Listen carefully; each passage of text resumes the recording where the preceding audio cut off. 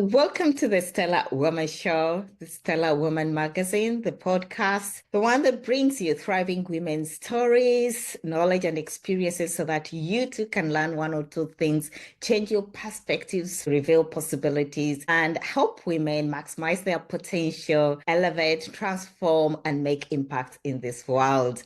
My name is Stella Olivia Kikoyan. I'm the editor-in-chief and the founder of the Stellar Woman Magazine. So excited to be here. And today we are very fortunate, really fortunate this Christmas period to have one and only Magdy. Magdy, welcome to the Stellar Woman Magazine and the Stellar Woman Show. Thank you, Stella, and thank you for having me here. And I'm so grateful to be part of this experience and to share my story with your audience. Thank you. Okay, thank you. So I would like to know, our viewers and subscribers are going to be wondering, so who is Magdy Setzler? Magdy Setzler is a love revolutionist. It's a believer, it's a firm believer of humanity, and the love that is within each one. A huge believer of humanity and a love revolutionist. Oh, wow. Humanity and love, evolutionalist. Those are big, huge words and great vibrations. Oh, thank you so much for coming to our show once again. Tell us, what's your backstory? What got you onto this love evolution and him being a humanist? What brought me to this space, right, to this energy and this love was a lot of pain, was a lot of suffering that went through it. It was I went through a very difficult divorce, and which led me to feeling very sorry for myself. Led to a lot of drinking, alcohol. It led to depression, anxiety. It led me to suicidal thoughts. I was, I was in a place where, in no way, I was adding to anything good to life, and this included to the life of my children. At the time, I have three children, but at the time, in this phase, I was with my two daughters, and they were 4 and 2 at the time. And I remember the very moment it happened, where this shift in consciousness happened. I was laying on my sofa, and this was an everyday thing. It had just turned into and I would pick children from daycare and just sit them in front of the TV, in front of the couch. So it was they were between me and the TV, watching cartoons all day, because I just didn't have the energy to deal with it. I would just literally do the minimal, taking them to the bathroom where they need to go to the bathroom, like giving them something to eat, but barely the minimal. My youngest daughter had a hearing impediment at the time, and she barely spoke, and she would just say water, right, if she wanted to water, very, very, very, like, and or point to something. And at that time, she asked me for water. It was the same scene. I was laying on my couch, laying down as they were playing in front of me or watching TV. And she asked for water. And I stood up, and went into the refrigerator, grabbed water. I decided at that moment to open the freezer where I had the vodka bottle, and I start chugging vodka. And I remember just put it back on in the refrigerator and decided, you know what, just a little bit more, and went and just opened it up again, just took another chunk of it, and went back to the living room where the girls were, and handled the water to my daughter, and went back to the sofa, laying down, and just watching them, barely in the moment. Suddenly, I closed my eyes and I heard my daughter walk to me, and this is my daughter who had the hearing impediment, and she started saying to me, "Mom, mom, mom, wake up, mom, wake up." And I thought it was my oldest daughter, who was, who spoke well at the time, who was able to communicate at the time. And those are truly the first words of mostly the first 2, 3 words of my daughter's, our youngest one. She was just, "Mom," and she would shake me, "Mom, wake up, mom, wake up, wake up." At that moment, when I opened my eyes and I saw that it was her, it kind of like my whole body or my soul just like went like backwards for a moment. And I could see me, I could see my back, I could see her, my other daughter, I could see in the background of the TV with the cartoons. And it was such a self a realization that this is what they were catching from me. This is what they were going to think and believe, that it was true to life, watching me in this Moment. place of like feeling sorry for myself and not being active or engaging with them, and drinking and sleeping and feeling, and from that moment on, I remember I was at all, first of all, because I heard my daughter talk, but also kind of had like a life review of, that's what, if I didn't change my ways, that's exactly how they're going there was a good possibility that they were going to turn out to be that. It's the same thing. They're going to experience the same hurt. I was passing it on to them, all this. And that moment, I made the decision Wow. that that will no longer be me, that I was going to change my life for the better and be the best role model for them. And what's been my journey so far. That's how I became a love revolutionist. And, and I just, every day I show up and try to be the best version, so I can, and be the best role model for them. Oh, wow, wow, wow, wow, wow.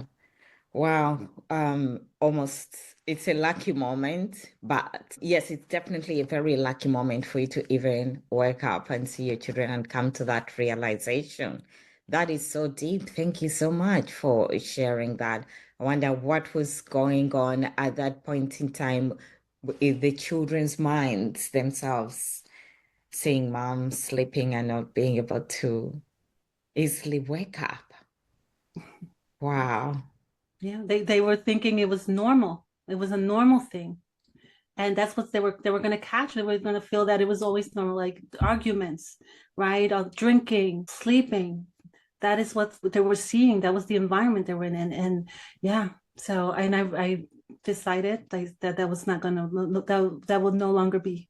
That That will would, no longer be. Thank you. Thank you for sharing that part of the story. Can you let us, our listeners, know where you are, I mean, location-wise right now, and where were you then? Were you in the same place you are right now? no, no. I am currently in Philadelphia. I'm visiting my mom. So I am in Philadelphia in the US. But when that happened, I lived in Chicago, just outside of Chicago in the US as well. Mhm. Yes, okay. And what brought you to that state? If you can let us know, what got you to the state of really losing yourself and getting into this drinking, even if you had children? What took you to that state? Is it the divorce or were there other? I'm sorry, the divorce actually was a revelation of these these things that were in me that I had no idea about. And it was, I come from a Latino culture where we are, as a woman, I am told that to step back and cater to men, and everything that my wants and my needs are, they go back into they're going to back burner. Like, I have to make sure that everybody else's needs and wants are first, so they're taken care of before mine. And I grew up with that mindset where, I put everybody's first, everybody wants first, and my own and not my own. And I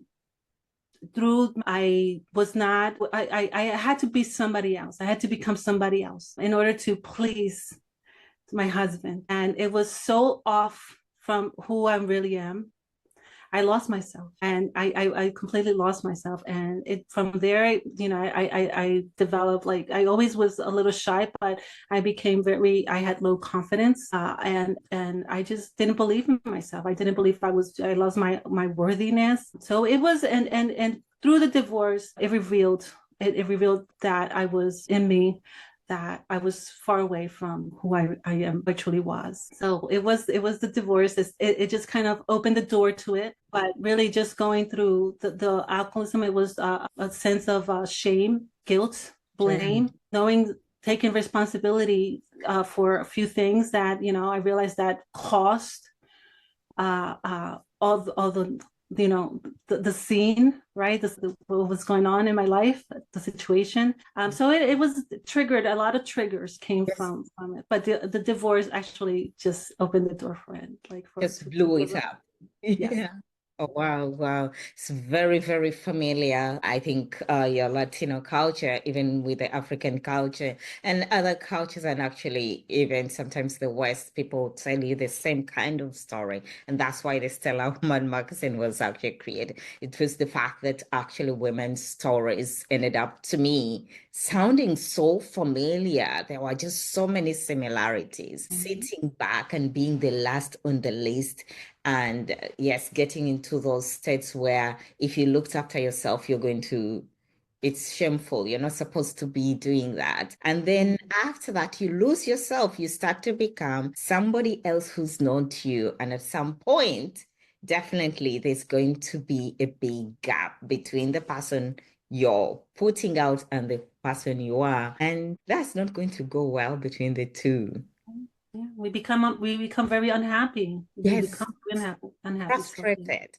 We Mhm. become frustrated. Yeah, Mhm. and we want to go back to ourselves. And the coming home becomes the issue. Coming back to who we truly are becomes the issue. Oh my goodness. I'm sure all our subscribers, most of them will relate, or one or two people will relate at least to that kind of experience. It might not be you, it might be your mother or auntie or a neighbor or a friend you've had actually tell exactly Magda's kind of story. Thank you for that. Now, I wanted to take us into your childhood dream.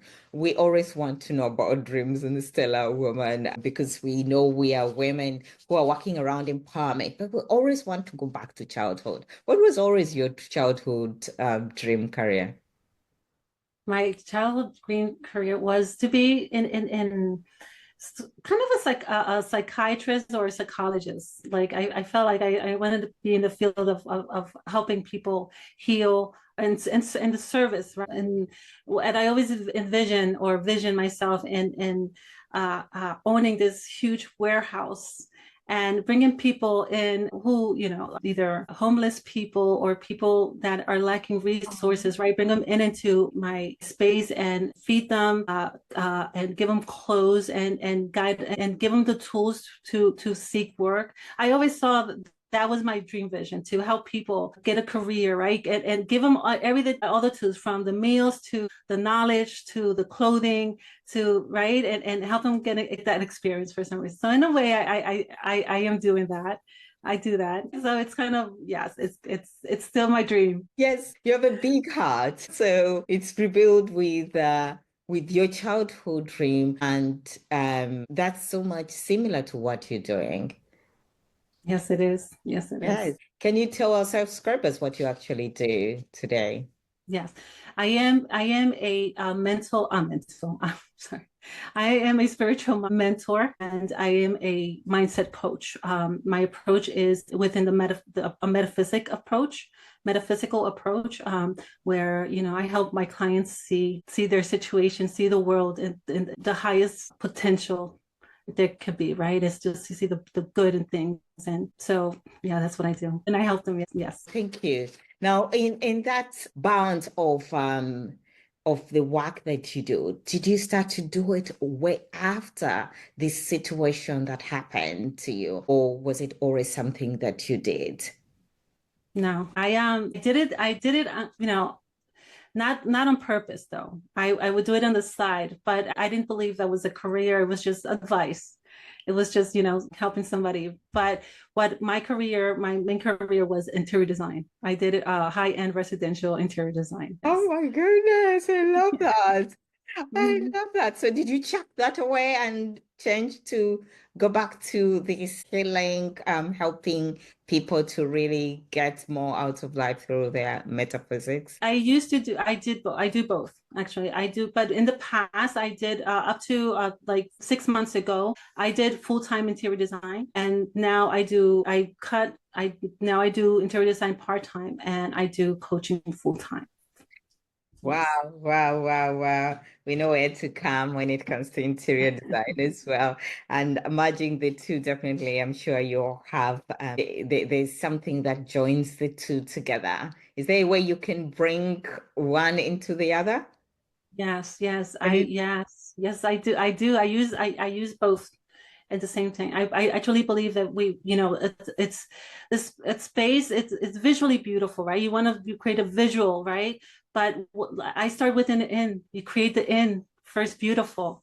You make it beautiful, you make it pure, and then you can just bring that out to your space, your environment. So yes, it both goes, they connect, they go with each other. What Yeah. is that? I knew there must be a way you're doing the two and merging them to enhance anyone else's higher life They do, experience. they complement each other. Yes. That's so beautiful. That's so beautiful. Your clients must be just the best, the ones achieving the best experience of both internal and the external beauty of life. Mhm. Fantastic. I actually have a client who hired me as a coach first, and he always wanted to have investment properties. And he just through coaching, he got his first property, and he hired me as an interior designer to remodel his home. So I got to work twice with him, a property and his mindset, his being. So it was such a beautiful experience. That's really amazing. Lucky him. Now, we are here on the Stellar Woman magazine and Stellar Woman show. We always want to know what women are looking for as their ideal stellar woman, especially a person like you who's talking about vision. And what's that ideal woman that you are striving to become? What attributes does she have? That's a great question. Thank you. Thank you. For me is to know at every phase, every situation, every level, know who I am, and be certain of that. What I think, and that's what it is like the certainty in who I am in everything I do. And just go for it no matter what. Like, to me, it's being bold, courageous, and don't forget that tenacity side of be like to just be a child, not child like, but yes, kind of childlike within the doing, right, and loving what you do, and then hopefully inspire that in the people around me. That Yes. comes from my presence, right? But it's just believing and having the certainty that who I am is enough. Is enough. It's Yes. enough right now. Yes. Yes. Wow. Childlike and inspiring, bold, courageous, and mainly knowing who you are and that that's enough. Isn't that really great? I like those attributes. I like them. I like them very much. Thank you for sharing. Now, this is a festive season. It's upon us, and our theme for the Stellar Woman magazine and the show is gratitude, giving, and celebration. How do you plan to celebrate? This is my favorite season. This is my favorite season because it's the season of giving. Somehow is the joyous season, right? And not just giving when it comes to material, but just giving from the heart. If people somehow this heart thing, it just comes out more, right? And through the giving, to the season of giving and gratitude. Gratitude is an energy, right? And it's an act of appreciation. There is so much to be appreciated and grateful for Mhm. uh, at today, right? Just to be here in this moment with you, to get to know you and to experience you, and have your audience listen to stories of just women. That is a gratitude itself. So it's just being in it, just being in that energy, and grateful for all that life happens for you, and for good, for good. I'm all over the place right now, but it's an energy that I just feel. And what I know is that when we are embracing that, we're embracing where we are right now, and grateful and grateful for where we are right now, we get to experience more of it, more joy, more love. So we being in that energy, for some reason, it just brings more of the good and of the world. So that's how I celebrate. And how I celebrate with my friends, is my family and my friends. This is when we all get together. And although we do get together a lot, but it's a beautiful thing because nobody misses it. So it's family. To me, it's just family. I do spend it with my entire family, and it's amazing. We party and we have fun. We do. Yeah, Latino, so should expect so much family gathering or families coming around and Yeah, but it was so beautiful listening to you express and the opening of the heart and love and to give from the heart and just that expansion. I just wanted to stay there and just keep you Mhm. talking and talking and talking Yes. about that. I know. And it is, you know what, I'm so grateful for my family. It is, you know, we are so different. We are so different, but we so love each other. We love that we're different. We love that we're so different. And yes, and I celebrate that. I celebrate family. I celebrate love. I celebrate unity. I celebrate all of that. And why not do it during Christmas when the spirits are high? When the spirit is high. Oh, thank you for that. So we know that as you tell us that you celebrate, could you tell us how you used to celebrate as a child and whether that has changed in any way or is it still the same? It's almost the same, other than, you know, now I am I'm in the adult side of the scenario, things. But yes, no, we Christmas Eve, it is something that where we gathered in Christmas Eve, and we party and we give thanks, we celebrate. We Yes, it is almost, it's pretty much the same. Nothing has changed. I think The only thing that I would say that has changed a little bit, it has on Christmas Day, where, you know, now everybody has their own families. Yeah. So we don't see each other much on Christmas Day versus before, you know, in the past we just gathered. It was Christmas Eve and Christmas Day. But now is, you know, it's the same. We sing, we dance, we play games. Yes. So it's pretty much the same. We you eat. eat. What is the main ritual that you have for Christmas in your family? Our ritual is we eat. You have to Everybody has to eat. Is that we cook together.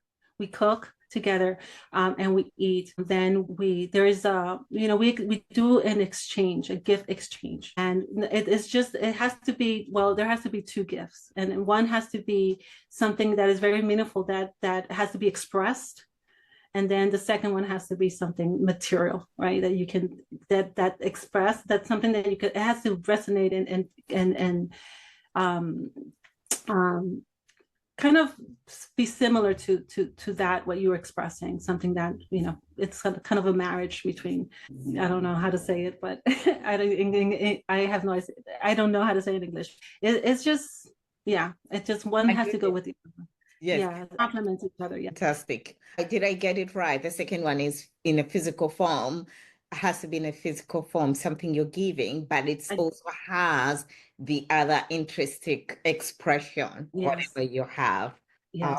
fantastic. That's a great idea.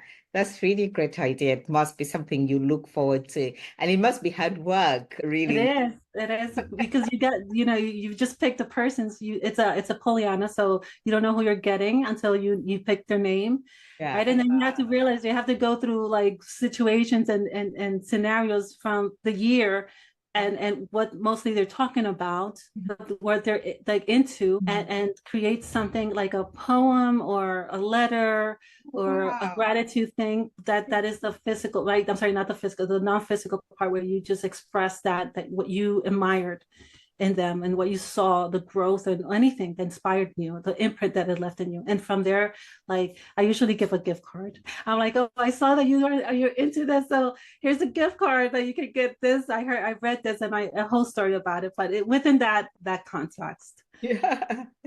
That's very good. A very nice way of really ensuring that you give something, but you put meaning to it so that they too can always carry that meaning throughout the year for themselves. And it's a spiritual way of giving, really. That's fantastic. Now, I know you talked about gratitude. Can you just share with us during this time, of course, of Christmas, we center so much, we want to center on gratitude. How do you practice gratitude daily? It's the first thing I do in the morning. So my ritual, my morning ritual, every time as soon as I get up, this is me. I put my hand on my heart. And from there is just, I just I'm in the energy of gratitude and grateful just for that first breath, and the conscious breath in the morning.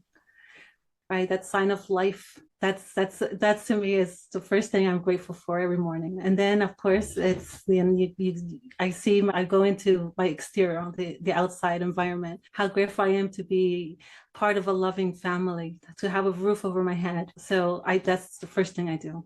It just lifts my spirits, and it just puts me in a state that to conquer, right? That I can go and conquer the world. It's the first thing I do in the morning, and the first and the last thing I do in the at night as well. Amazing. This is giving me some goosebumps. So it's always important for us to really anchor on gratitude. And like you said, if you wake up and you're breathing, first thing you have to be grateful for that you have life and expand from there. That's a good way in which our subscribers can also learn something, come from the heart and then come from within and then start to look at other things that are around you. And if you have children like you do, maybe we didn't ask how old they are. What is the age range?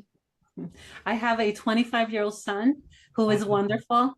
I have a 12-year-old daughter who she's amazing. She's funny as heck. And I have a 10 who is that she was the one with the hearing impediment. And she is something. She is someone that like inspire in me. Yeah. Like she keeps me grounded. Like just put it that way. Is yeah. So That's very 25, good. 12, and 10. Yes. Oh my God, big gray age range. And those are also some, they anchor you into gratitude, seeing the special gifts that you have on a daily basis of their lives. Yeah. Yes. That's And if I share a quick story, as you know, as a young girl, I suffer from endometriosis. I don't know if you know what that is, but it is a condition where women like the lining in the uterus, it just becomes like it gets like cuts, all kind of cuts, and it's very painful, and you become sterile. You cannot have children, you cannot bear children. So at the age of 13, I was told I couldn't have children. And then they found it that I had a tumor and they were going to remove all my organs. And well, I was in surgery. They were going to remove everything. And the doctor came out and spoke to my mom and asked and said to her, we have to remove everything. There's no point of return at this point. She's in bad condition. She's going to suffer pain. She's going to be in a lot of pain if we don't remove it. And my mom didn't have the heart to say yes, because she knew that if they removed it, there was then no possibility I would ever have children on my own. It wasn't, she felt like it was not on her and onto her to actually make that decision. And she said no. She says, no, you can't take anything off. Close her up and you ask her, wake her up and you ask her. And the doctor's like, okay, well, you know, she's not going to be able to bear children. And I have 3 children. I bear them myself. They came from me. So I am super grateful for that. Super grateful for my children. Super grateful for my mom for that decision, for her wisdom at that moment. Yes. For that moment, for capturing that wisdom and making that decision. Oh my goodness, those are special, special gifts. Nothing to take for granted. Oh, And Renata. something to be very grateful about. We have that gratitude, right? Yeah. I love my children. Amazing. Yeah, we all should always remember our children are special gifts, but sometimes, like your story, it becomes so special in a way, especially where they've said you can't. And doctors are trusted as authorities in this area. So if they say it's not possible, most times you can just end everything at that point. But Mhm. actually having your sense of intuition, trusting the guts like your mother did is also a power on its own. That's amazing. That's Mhm. amazing. Thank you for sharing. It gives hope to many. Yes, he has the last word. He has the last word. He has the Yeah. last word. God has the last word. Fantastic. Thank you. Thank you so much. That's so great. That's really an amazing aspect for us to really anchor on this interview. I'm sure there are a couple of people who will just be blown away by just that. But actually, your story keeps unfolding and folding to a different level. And now we're going to talk about your health. Of course, you've already talked about some aspects that you dealt with, but we have the big capital C word. I know that these are difficult aspects to talk about, but I'm so glad that you are willing to open up and share your story with us. such vulnerability in moments where your life has been shaken to the core, but your story is such an inspiration. There's no resistance to actually coming out and seeing how can I take that to the rest of the world. So tell us this particular situation. At that moment when you were told that you have cancer, take us in that moment in time. How did you receive that message? I went on a complete chaos, a breakdown. I cried. I yelled at God. I couldn't believe I'm such a good human person, a human being, and loving, and why like and I my life was transforming, was going so beautifully, now that I'm like, now I had to face this. And yeah, I went in a whole disarray into a whole disarray of, like, feeling mix of emotions, right? For like about, I would say, a week, I did not share with anyone that at the moment. I just kind of kept it to myself. I had to get some other testing done, and I was waiting for the test to make a decision to see what approach I was going to take. And I remember like the doctor called me and he says, you have stage 4 cutaneous, it's called cutaneous T-cell lymphoma.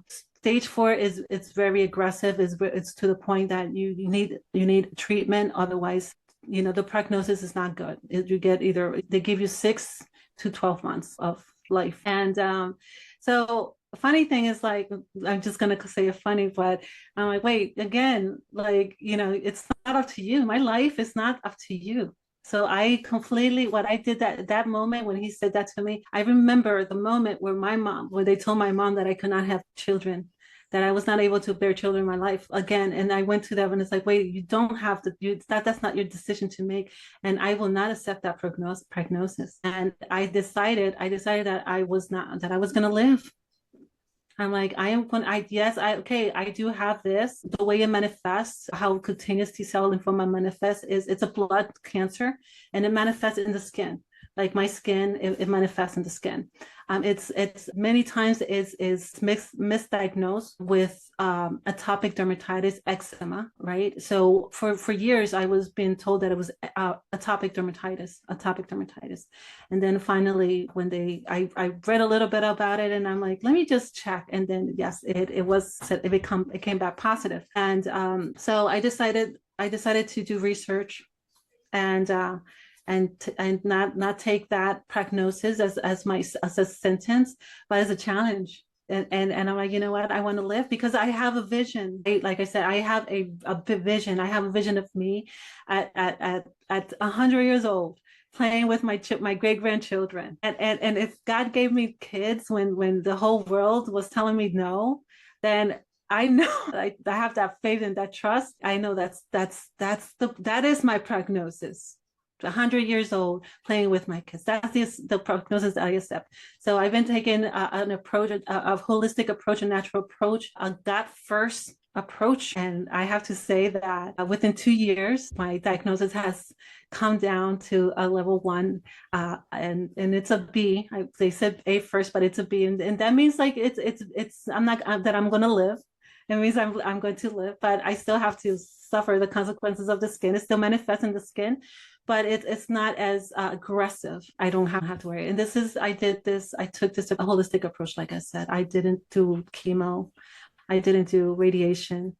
I didn't do anything. The only thing I did was I took these infusions twice a month for about a year, but the side effects they were worse than the actual skin problem. I decided to withdraw from that and continue holistically and naturally. And here I am. Yes, my goodness. I don't even know what to say.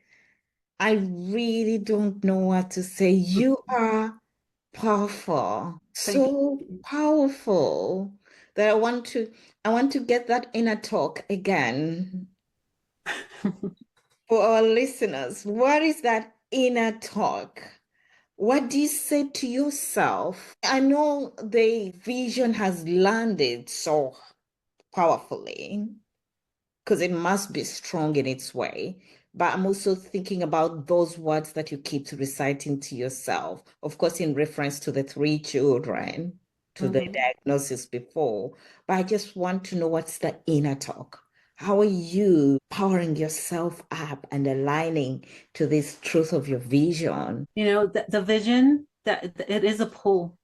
It is a pull for me. It brings me, it just, it's absolutely, it just gives me purpose. It gives me purpose. And from there, it's just like, from that vision, I make every decision moving forward. I make every decision.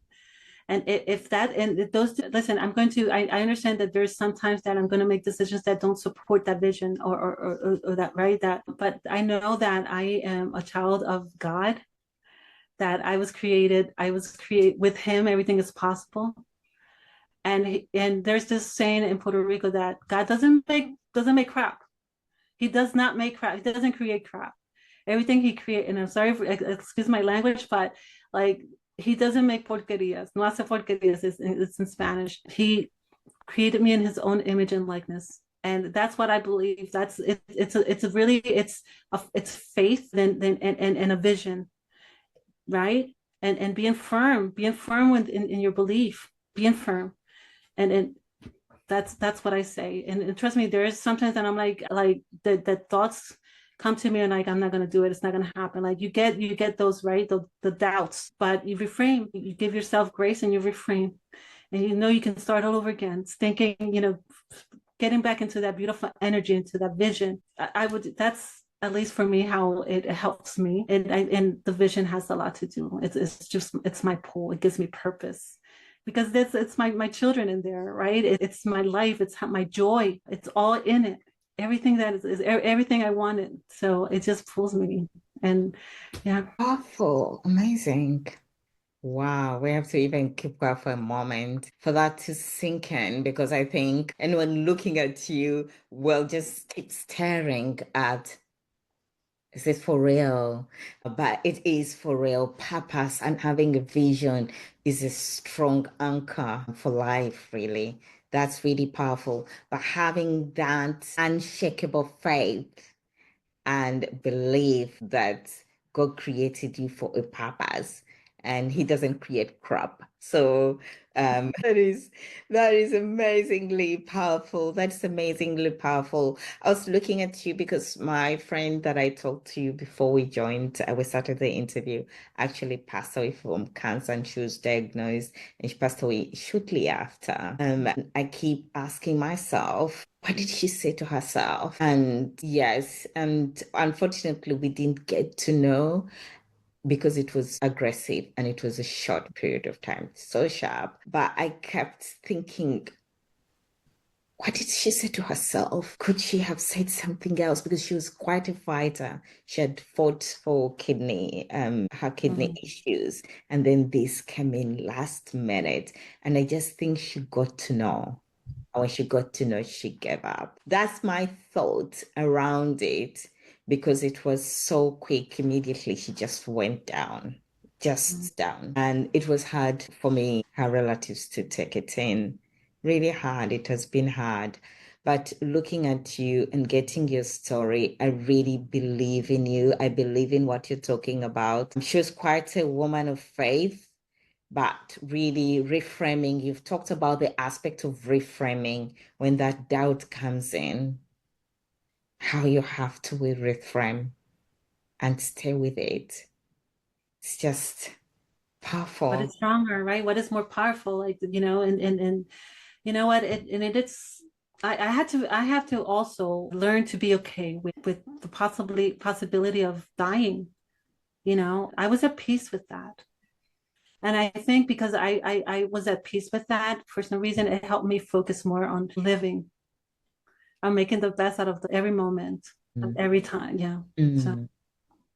Not taking for granted any moment after you've reached there, but also being okay. There are all these multiple aspects that you have to put together, being okay with it. Yet you are anchored on your vision, yes, and you are going to believe. So it's all these multiple things, putting them in perspective and having an interplay with them.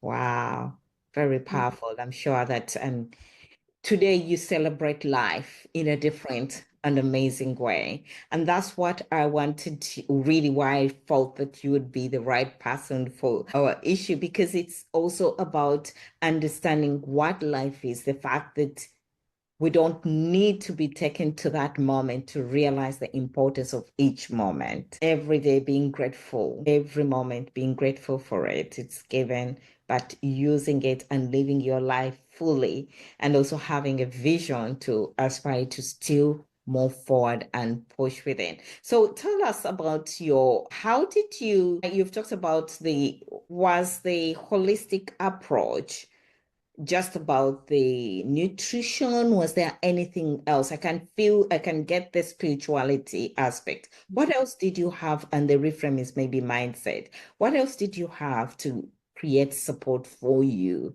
during these moments? Because I'm sure it was tough and challenging. Yes, yes, yes. First of all, I had to learn most for it, it was, of course, it's spiritual, right? I did had to work. I had to do a lot of inner work. That's important, right? And build that unshakable faith. That unshakable faith does not come just because we say it.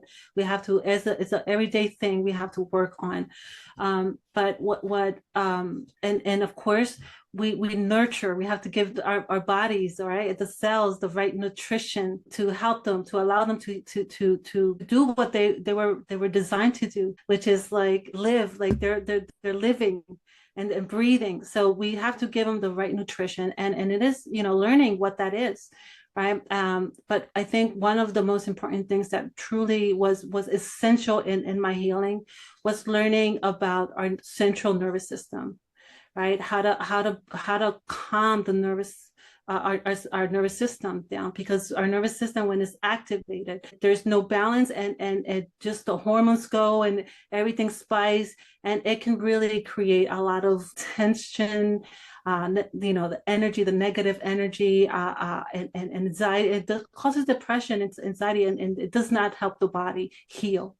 So I would say anybody who's going through anything, learn to calm your nervous, the sympathetic, right? Make sure there is a balance with the sympathetic and the parasympathetic nervous system. Calming your nervous system is going to help you. It's going to help you, and also practice the practice of fasting.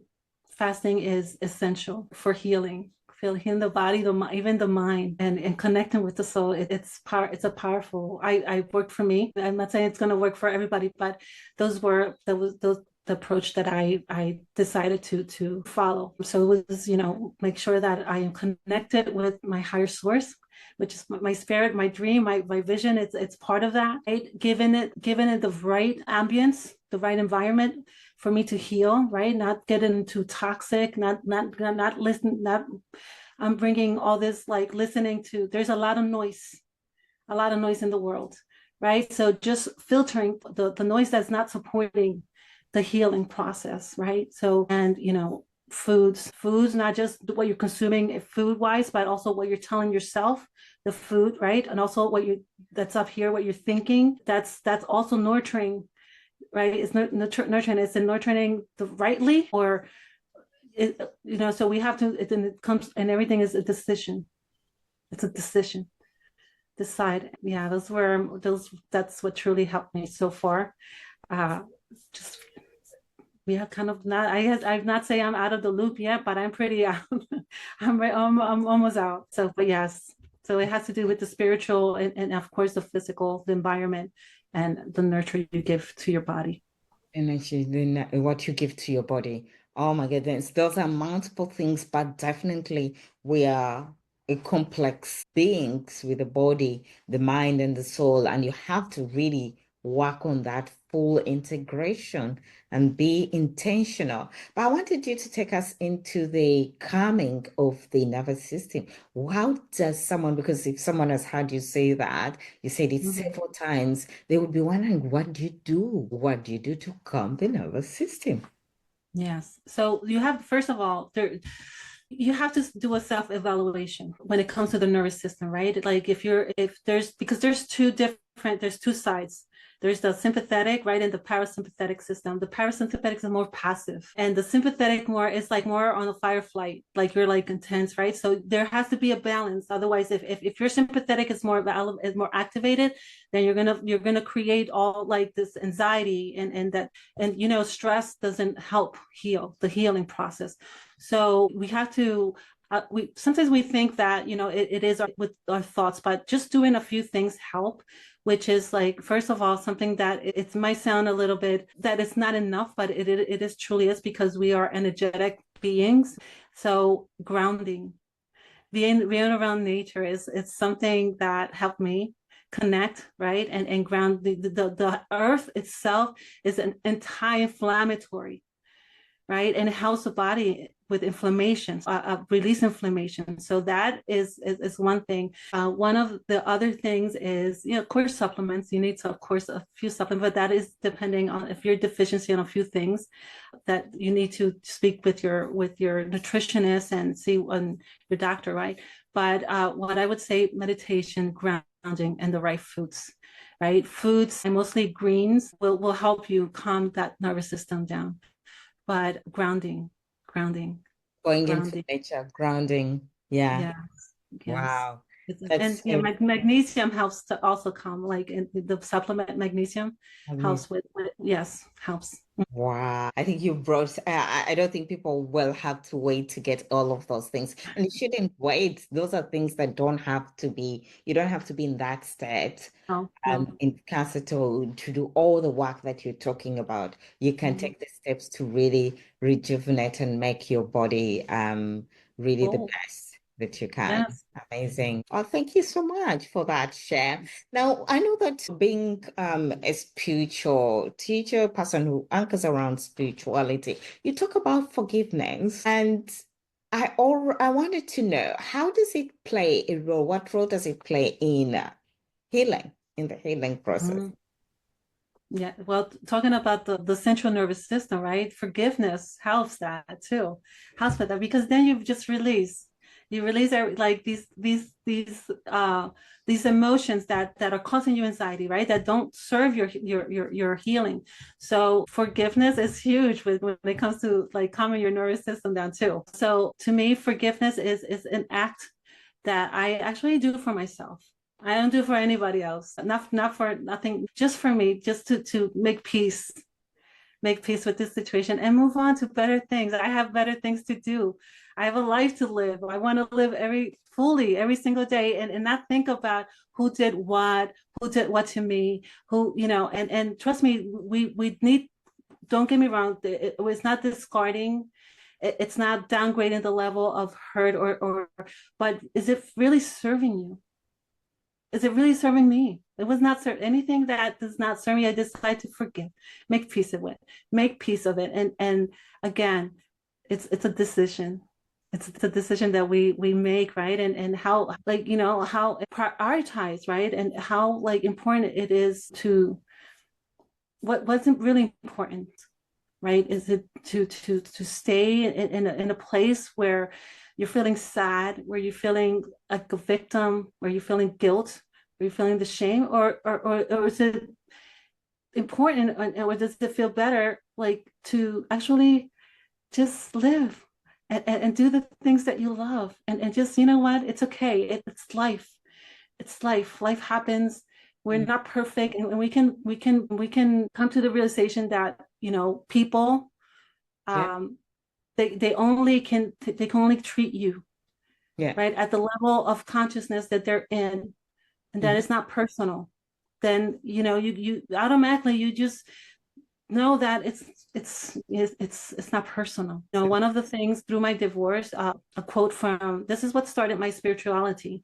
It's a quote from Eckhart Tolle, where he says in his book The New Earth, he says, when you no longer when you long I'm sorry when you realize that it's not, oh God, I forgot it now. When you no longer sorry, Stella, Yeah, I don't know the quote, but I also loved New Earth so much. It was one of my changing. That's also the book that put me on the journey. The New Earth. Yes. Yeah, it's the one that he says, when you believe, when you oh my God, I can't believe I the quote that I It will come back. It will come back. Yes, and you share it because quotes are very powerful. Yes, Yeah, yes. very powerful. It will come back. It will come back. Oh, okay. I found it. When you Okay. realize that it's not personal, you no longer have to react. You no longer have the compulsion to react as if it were. When you realize that it is not personal, you no longer have the compulsion to react as if it were. Yes. It's not personal. Not personal. It's not personal. But you also mentioned it's the level of consciousness where that person is.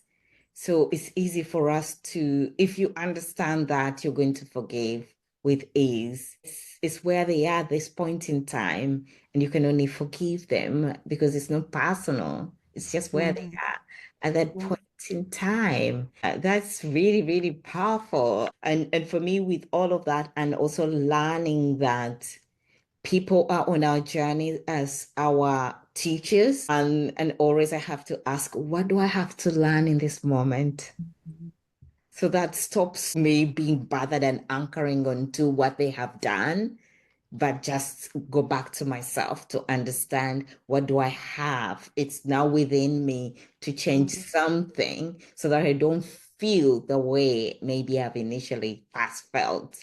It's some Mhm. lesson that I have to do within me so that Yes, I can yes. move on rather than holding that person a hostage for whatever they have done to me. Exactly. Yeah. Exactly. Yes. Yes. It is the work that is something in you that you have to work inside of you. Why is it triggering it? Why is what that person did triggering what that person did trigger something in me? Why? Mhm. Right. And from that is just the shifting, getting maybe seeing the situation or this person in a different perspective, a different light, and knowing that it's not personal, that it's for you, it's for me to understand, like to find that in me, why it Mhm. triggers this emotion, why it makes me mad, Mhm. why, right? Yes, absolutely. The work is, yes, they're teachers for ourselves, yeah, for us. They are teachers. Now, I want you to go back to forgiveness because people don't like this bit. They can do gratitude, but Mhm. forgiveness is harder. And they might decide to say, I don't think you have enough to forgive. Maybe your experience hasn't put you in a spot where something is so difficult. What is the thing that you've forgiven that is so hard or was hard for you so that another person can see the possibility of forgiving whatever they think is the worst Mhm. that has happened to them? Are you able Okay. to share that? Yes, there's many things. There's situations that are very barely enough. You don't really think about forgiving. But one thing that I had to forgive, and in order to heal, truly heal my the doubt that was feeling like the one to commit suicide, that was suicidal, right? What I realized that, well, this is that I had to forgive my mom, and this is, if it's okay, can I share the story of why? Sure, please go ahead. Okay. At the age of 5 years old, there was a party, a family party. And I had a cousin of mine. I was one of the little kids around. I was like 4 or 5. And a cousin of mine who was about like 6, 7 years older than me, and like asked me, he invited me upstairs. The party, everybody was downstairs. He invited me upstairs to, because I was by myself. I was the only kid there at the time. And he asked, let's let's go get a doll so you can play. He said that to me. Let's go get a doll upstairs so you can play. And I asked my mom if I can go upstairs, and she says yes, we can go upstairs. So I went upstairs, and he showed me the doll. And as I am like going picking up the doll, like on, because it was on the floor, he grabbed me, he put a pillow in my face, laid me on the bed, and abused me. And I was like barely out of breath. Like I was like, at one point, I know I screamed so loud. I screamed. And suddenly after that, I don't remember much. I just remember like just I was hurting. It was like I have no idea what was happening. And I remember like him like, kind of like after he was finished, like he's putting my I had a dress, he was putting my underwear up and telling me at the same time, he's like, if you tell anyone, I will kill you. I will kill you, and I will kill you. He would say that. And I remember like I was tenacious. I am like, you know what? Kill me. I'm going to go tell my mom. I'm going to go tell my mom. I was like, I was so, I was like right there. I was so bold. And I'm like, I didn't tell him that, but I was thinking, I thought it. And I went downstairs. I was crying and I went downstairs crying. And I remember just walking up to my mom, and my mom grabbed me and she says, "Why are you screaming, you stupid kid? Like, he just went to show you a doll, a doll." And I remember, I'm like, after, like, I just, I was in shock. I couldn't speak after that. I didn't dare to say anything at that point. And I just sat there. I remember just sat there. And for years, like, believe it or not, I've always had sort of a pure heart where I forgave my cousin for what he did. I did not trust him. I definitely didn't do anything, but I forgave him. For some reason, at that young age, I realized that he also needed some help, and I forgave him. But somehow through the years, I felt this thing was not going away. This pain wasn't going away. And I'm like, but why, if I forgave him, why is this pain not going away? Right. And then I realized that, I remember I heard this one lady said to one day that she was Oh, abused by, that she had been abused by her dad. And, you know, she had to go back and talk to the little girl. As an adult now woman, she had to go back and talk to that little girl that experienced that abuse, right? And I'm like, and I said to myself, oh, I'm going to do that, right? I'm going to go and talk to this little girl again and see why is still I'm experiencing still the suffering when I've forgiven. And what I realized going back and talking to this little girl is that, you know, I thought that the word stupid, when my mom said, "You stupid little girl," I thought that stupid comment like triggered something. But what it really was triggering was that she had heard me. She heard me scream, and she never came up to check on me. yes. She heard me scream, and she heard me scream, and she didn't come back. She didn't come up to rescue me. And it was like it took me like off, like it took me like out of, like, I'm like, why, I remember I was in the bathroom and I just found the floor and I started crying and crying and crying. And then I realized, and then I when I realized I had just read the New Earth, and when I realized that it was, again, I had to read that quote again, it was not personal, right? It was not personal. And I realized that it was not personal. It was in the state of, it was her level of conscious, right? The consciousness that she was in. And I was able to forgive. And from that moment, I forgave her, I forgave him, and I was free. I was free. And in the back, there was some sort of resistance with my mom. And because I was able to let go, and I was able to forgive. Now we have such a beautiful bond. We're just, it's beautiful. So it opened me to a better life with my mom, and my children with my mom, right? As well, because I was feeling, there was sort of a resistance where, yeah, I was not bringing my kids around too much, and there was sort of a Yeah. blame. Mm, So, but this is why forgiving my mom, forgiving him, just open up to, so it opened me to just truly feeling me, to experiencing me in my own magnificence, right? In all God's glory, because that's all I want to experience. I want to know me, and I want to experience me in all of God's glory here on earth. I don't want to wait until till I die to feel it, right? I wanted to experience it here. So I had to give my chance, I have to give myself every opportunity for that. And forgiveness heals. And that, I guess that's part of like my healing journey too. I have to forgive a lot, even myself. yes. Yes. Oh, wow. Wow. Wow. What you've gone through and what you've shared with us is just unbelievable. But the strength and the revelation of forgiveness is so much in even how you're telling the story. It means you've moved, you've gone past it. It's no longer holding anything of you. Yeah. Wow. My goodness. Yes, such an amazing woman. So amazing. My goodness. Can you tell me, does your mom know that that happened to you? I shared it about 3 years ago, 4 years ago, when I realized, when I had the really, like a year after I had the realization of it, I shared with her. Yes. Did she know at all, or she hadn't sensed at all? She didn't remember. My goodness, So goodness. this is proof enough that, right, is that she was not like, it Conscious was of not it. something that yes, it was, yes. And then you could be holding your life onto something, yet the other person is not even aware And of doesn't what you're even holding. remember. Yeah, doesn't even, Doesn't yes. even remember. That's why forgiveness is very important. Now, when people are told forgiving and forgetting, are the two some things that can you explain both of them? Can they happen? It's people are going to stay with one. Okay, I can try forgiving, but forgetting, leave me alone with that. Can you help us with that? Yes, yes, absolutely. You know, forget. I hear that a lot. I can forget, but I can't forget, right?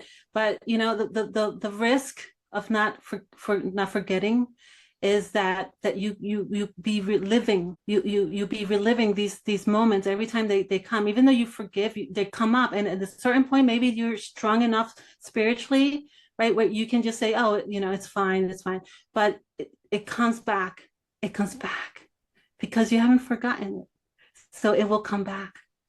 So it's a choice, right? Do you want to let go forever and not have that control you anymore, control your emotions, control your life, control how you show up, control how you show up.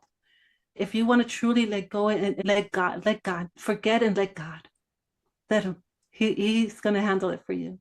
So that's what I mean when it comes to forgetting. It's not, like I said, like I remember what my cousin did to me. And first, of course, I was cautious Mm. about being alone with him, and I would never allow anyone be alone, any little girl be alone with him, because he needed healing. He needed to heal, and I didn't know if he was still healed. So I was cautious about it. But I forget. It's not forgetting. It's like I said, it's just so we don't have to relive it.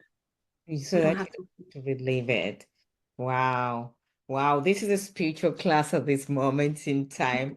Thank you so much. A lot you've given us and a lot for people to decode down. And you don't have to take all of them. If you can just take one bit and you have to sit down with it, please do, because Magda here is sharing a lot. She's giving us a spiritual class. Life experience is just taking us way deeper and deeper into really understanding ourselves. And you call forgiveness freedom, isn't it? Freedom. It is total freedom. Total. So let's talk about your work. I know you introduced us to a bit of what you do. I know you shared about how you got into it. If you could tell us exactly what is the center of your teaching and how does it facilitate growth, for transformation, and impact? Yes. The foundation of my teaching, like everything else, it's love, right? Is that the basis? Is that the foundation? And it is everything around it. And what I do, and to make it a little bit more simpler, right? Because my coaching comes, it targets overall well-being, because really body, mind, body, and soul.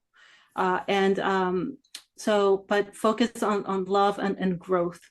And like I said, I truly believe vision, like it's what pulls me. So it's important for me to for my clients to have vision. And as soon as they tell me their vision, that's where I come. I hold them accountable. They tell me what they want, and I give them, and I help them get it. That's my coaching approach. I realize that I don't know all the answers. And the beauty of what I do is it's collaborations with people that can help me with what I don't know and help my clients, right? So in a way, I do the spiritual side of the inner work, right? The vision. That's my part of my coaching, but everything else I do collaborations with other practices, physicians, nutritionists, all the modalities that I know that would be very valuable and beneficial for my clients. So, but it is all based on love. It's about, them getting to it is truly living a life or building a business around the life they love, the lifestyle they love. It's what I do. It's what I do, and that's what I promote. All, like, of course, tech-driven individuals that I mostly target, not target, I'm sorry, I coach. They actually come to me. Yes. And yes. And now but I am going after leaders in my community now. That I do. I'm just going to use the word because they are change makers. So, and I truly believe that as a visionary, I believe that I can give insight that they don't really have right now. And it has somehow is working. But yes, my work consists on creating an experience for my clients based on what the life they want to live and the vision, based on the vision they create. And the vision they create. Beautiful, wonderful, wonderful. And tell us, of course, you've had health challenges here and there. What has been, as you built this business, what has been your experience so far, and what has been the most challenging, and how have you overcome those challenges that you faced during building your business? Yes. What the main challenge is focus. It's staying focused for some reason because I'm an empath. I care. I want to help. Right. I'm constantly distracted.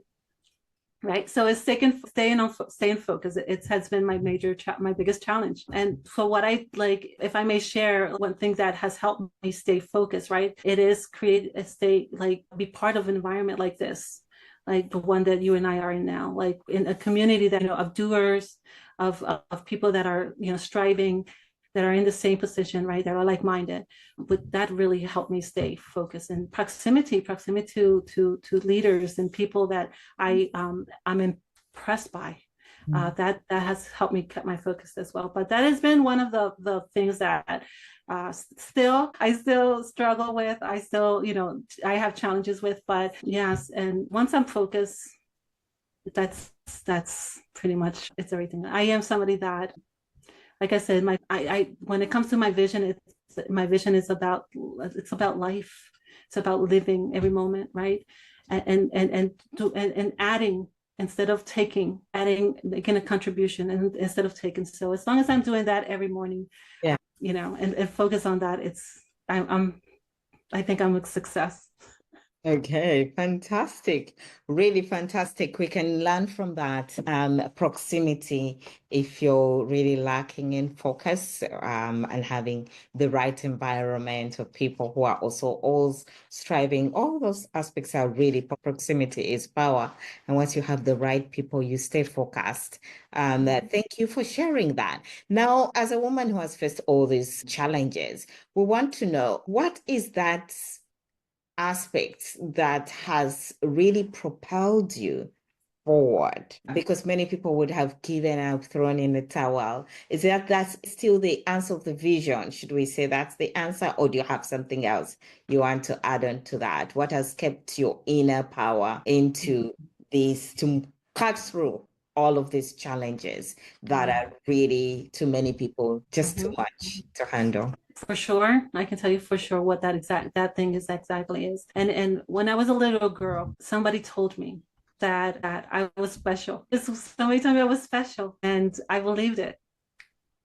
I believed that. And every time I come into a situation, a challenge, I have something to contribute, right? And this person said to me, not that it was just that I was special, but that I was going to do special things. And yeah, so that every day, when I'm grateful for that breath, right? That first breath, that conscious breath in the morning, right? I get into that space of like, it's special. What is something special that what is the special thing I'm going to do today? And I get excited, and that just pulls me forward, that propels me to move forward. It's that something somebody told me that was special, and I was going to do something special. Yes, that you are special. And that's enough to propel you forward. You can imagine the right words that we anchor onto are really important. Fantastic. And now, if you look at your legacy, what legacy are you hoping to leave behind? The legacy that I want to leave behind. I actually want to live my legacy. Right, I'm living my legacy right now. I truly believe that we should live in order to leave a legacy, we have to live it. Now, as you continue to tell us, we want to ask you, what is that book? Any one particular book that you can tell us that has really been of great influence in your life? Yes, one of the ones that had the most influence. Like I said, it was Eckhart Tolle, The New Earth, but the one that like really created a immediate awareness and a shift in consciousness, right? That helped me understand me and humanity at a deeper sense was The Four Agreements by Don Miguel Ruiz. Yes. Agreements. Yes. Oh, wow. I think I've seen it, but haven't read it. It is powerful. It is powerful. Well, just summarize one word for us. What does it do? One sentence, sorry. So the four agreements, it talks about the four agreements about this tribe in Mexico, right? They follow, and one was there. There's four agreements. One is first of all, it's like one of them is like it's not personal, right? So it kind of aligns with Eckhart Tolle's work, and it's be impeccable with your word, right? It's not about the external, but it's about us, how we see it, how we see the world, and and how is that we develop our own beliefs, how our beliefs were created, and how we developed them, and we came to believe in those. But it is about, yes, the one that I love is being integral to your world. Oh, I'm sorry, be impeccable with your word, because it is energy. It is, it's not, like I said, our bodies just don't live off foods, right? But lives of what we speak. The word is powerful. So being like, that's one of my favorites, be impeccable. It helped me. It helped me think better of myself, right? And think better of the world and humanity. So yes. Amazing. Thank you. That's Four Agreements by It's Don Miguel. Wow. There you are. You all listeners, you can know go for that. And I will be reading it as well. Now, as we finish off, can you tell us if do you have any fears? Any fears that you have anything? Yes, a whole bunch of fears. A whole bunch of fears. You don't have Yes, any fear? I do have fears a lot. I just don't let them stop me. You I don't just let them I stop just you. hold hands with I just hold hand I'm holding hands with that, with all the fears, and I'm walking forward. That's how I Okay. That's how you say.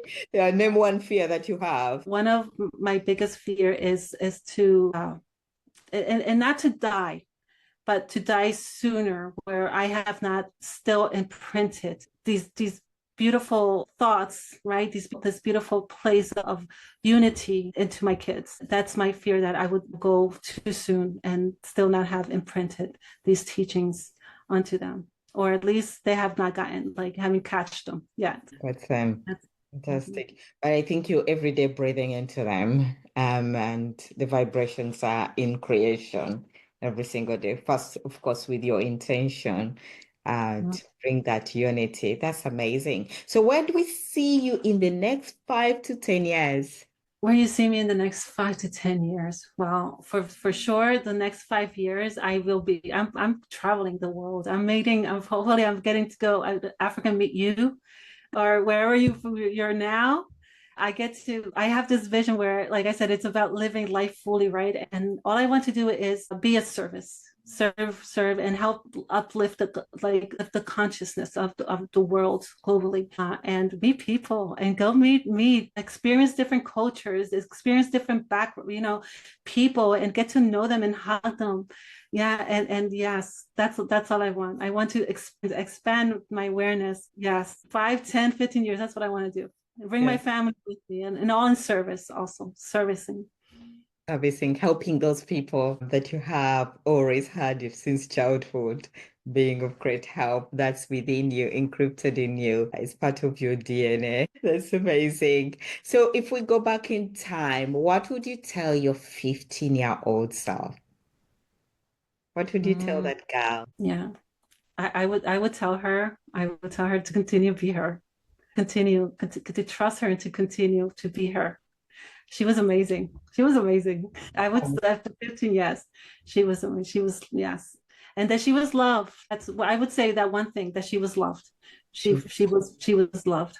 yes, Yes. she was loved and that she needs to continue to be herself. Mhm. Yes. Fantastic, fantastic. If we give you a magic wand to change the world, what change would you like to see in the world? Okay, so You know what would I change? That's a good question. That's interesting. I don't know. I've learned to see the world in such a high note, like and experience it in that way that I think it would be boring if I change anything. It was just I would not even be who I am if I could change anything. I guess if I could change something with a magic wand would be, I don't know. I have a messed up toe. What is that? Messed up what? I have a nail that is split in half on one of my toes, right? Mm. And it just like since little I was like pick it, and it's always an issue. I'm like, if I could change anything, that would be that. Like make my nail whole again. That's But no use. But what about for the world, for the whole world? for the world, I won't say I won't want to change it. I would just want to change. I would say not the world, but change my view of the world. Your view of the world. Yes, how I see it in a way that I see it like how I see it now, where it's a playground. It's beautiful. It's Mm. there for me, right? It's there for me to enjoy. To just enjoy. Yeah. So that would be the only thing for the world that I've changed me. Nothing of the world. This if not, this won't be world. Yeah. But Okay. change my perspective, my vision, my Change thinking of. your, yeah, change your perspective of the world. It will be you, how you see the world. That's the change you want. Fantastic. So what future do you envision for women? So I am someone that I'm a woman that empowers women, right? But I'm always a woman that empowers women that want to empower men as well, Mm. right? Because together, the energies when they come together, it's just whew, it's beautiful. I know that in the past, having to gone through so many things, I have taken a role like the masculine energy role. And it was very uncomfortable. It actually activated my nervous system and make me right.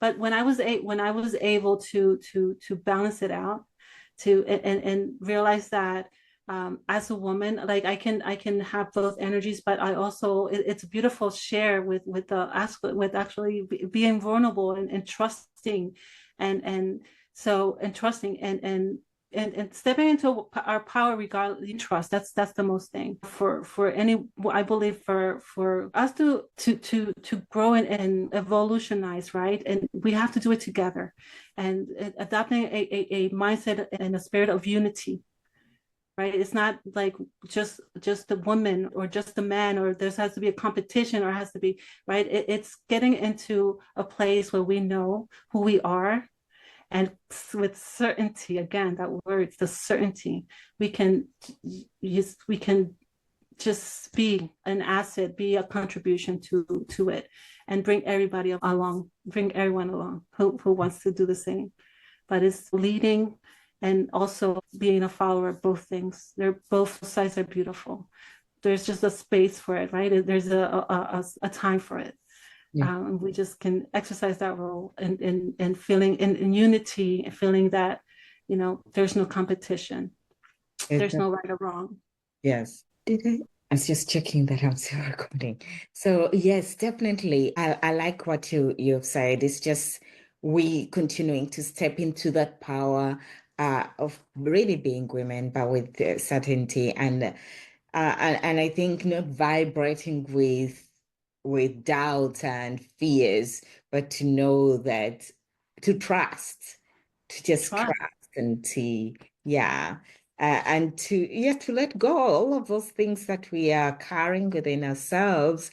They are also a force. They are an energetic force that then comes back to us. So we have to have that will to let go and just be.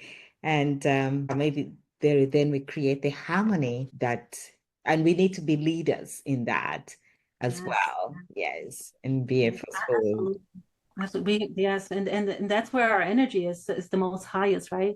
Because we are nurturers and sometimes we have been conditioned to believe certain things about who we're not. For some reason that's always the emphasis of who we are not, but just this is when we can come together as women, right? And remind us of who we really are, we're capable about, then we inspire that in the masculine, right? That's what leading is about. It's being being authentic in our power, and hopefully inspiring others to do the same. That is its leading, and to like for growth, right? And in order to grow and evolutionize. Yeah. Fantastic. Fantastic. And do you have a life mantra? My life mantra is just like love is the answer. It's love is the answer. That's it. That's for me. Love is the answer. Love is the Love. answer. I like that. Is the answer. And just tell us maybe an aspect about faith or spirituality and how they are key or how they interplay and how we should really engage more into them. Any thoughts around maybe summing up those two aspects or one of them? So I'm sorry, can you repeat the question one more time? Faith and spirituality, their role in evolution, in terms of your own approach, where can we take them? Okay, yes. So what what I do, what I do that the approach I do is that faith, right? Faith and spirituality is personal to me. Like I said, it's that force that inspires in me to expand and experience the world the way God created it, right? The way good. He created it good. It says it like in the seventh day when well not the seventh day, but when he saw what he created, he was pleased. It was all good. Okay. So the faith that who you like in that, the knowing that our Creator created us all good, right? And the spirituality aspect of it is, again, this might be a little controversial, but it's what has helped me is that I have taken God out of religion. I have Yes. taken God out of religion. I believe that I had to be true to who I am. And there's a lot of things within the religion. Not like I said, it serves certain points and certain things, but as a whole, as somebody that wants unity, Mm. as somebody that wants a brotherhood, right? I believe like anything that separates us, like it's not godly. Yes. Yes. It's not Christ-like. Yes. It's not it's a low vibration, it's a Yes. low frequency, right? Yes. So I make sure that I love and above Yes. God, pure love. We are pure love, Yes. right? Yes. And anything that's separated clutters this overshadows this pureness, the pureness of this love. And we want to blame love for all of our, the things that happen to us, when indeed it's not love. It's the emotions and the things you attach to it, the meaning that you give things and you attach to love, right? So spirituality is going inside, and faith is believing that what's inside it's enough. It's enough.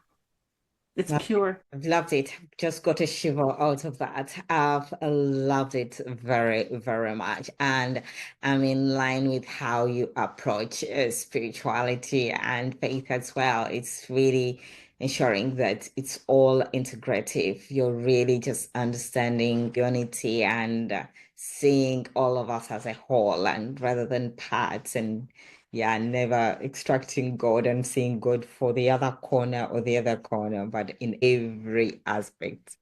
Yes, yes, that's also my belief. I was looking at you and thinking, wow, that's why she's here. That's why she's really here. Synergy there. Thank you very much. Now, as we leave, please leave a celebratory message for the Stellar Woman magazine readers and all the subscribers, the listeners. One celebration message as we celebrate your life, your love and your great vibrations and your time with us.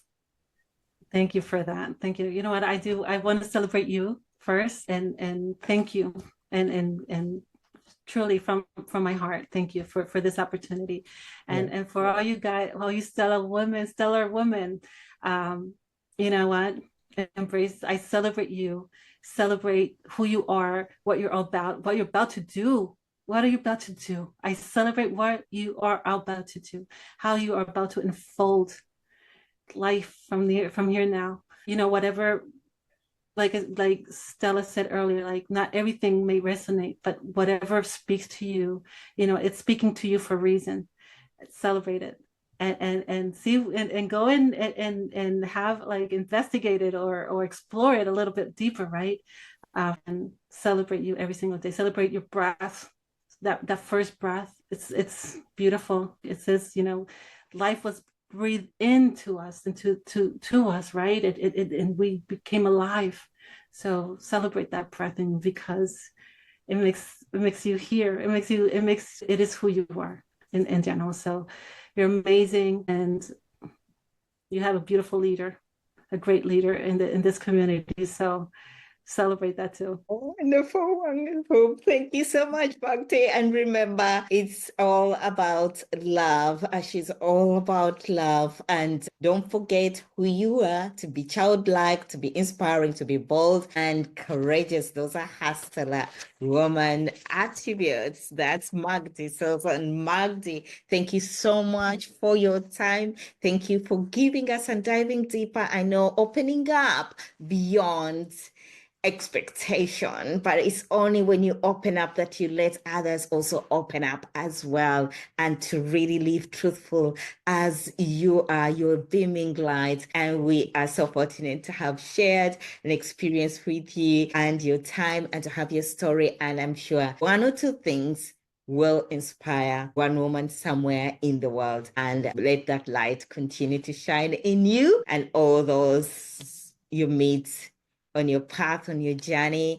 And may your vision of seeing those grandchildren of being 100 years come true, come true. And may you have a great, great Christmas and a celebration with all your family members and your friends.